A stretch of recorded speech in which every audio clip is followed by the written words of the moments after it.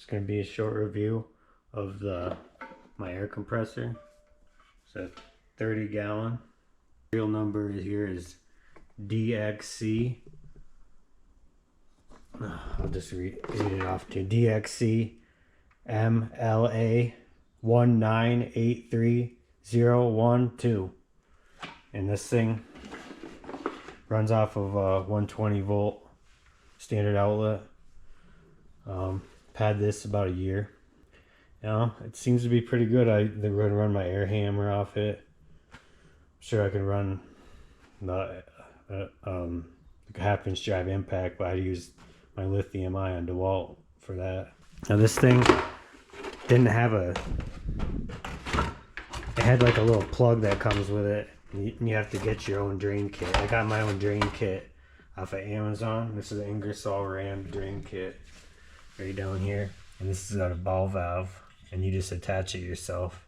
So you always want to make sure you don't leave the pressure in it when you're done with it, because you see this rust stains here. This is what comes out. Yeah, there's moisture when air compressors are running. So you don't want to make your tank rust out. Try to make it last, so that's how I do it. Yeah, these fittings come on like, use like your 3/8, just like that. The 25-foot, I believe it's 25-foot airline hoses. Right now it's got this just the cheapo air shop air attachment.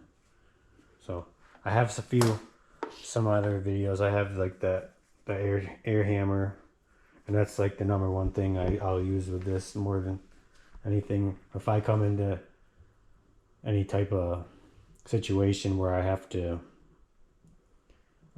get something unstuck, that air hammer comes out and this thing comes on. This does the job. It's decent. Yeah, I think I paid I don't know, like $600 or something for this thing. I ended up getting a better deal on it because it was supposed to be shipped from Home Depot, and then they never ended up shipping it. It sat in like limbo for like almost 2 months, so they gave me like a 20% deal on it. So it was worth the wait.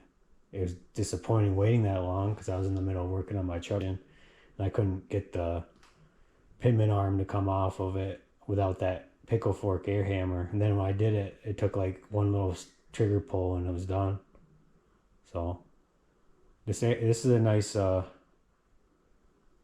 compressor. What's nice about it is it's on wheels, and it runs off of 120. You start getting much bigger than this, you start to have to actually have like an electrician like wire it in, and you're running it off of like a dryer outlet type of thing. So just something to keep in mind. Yeah, till next time.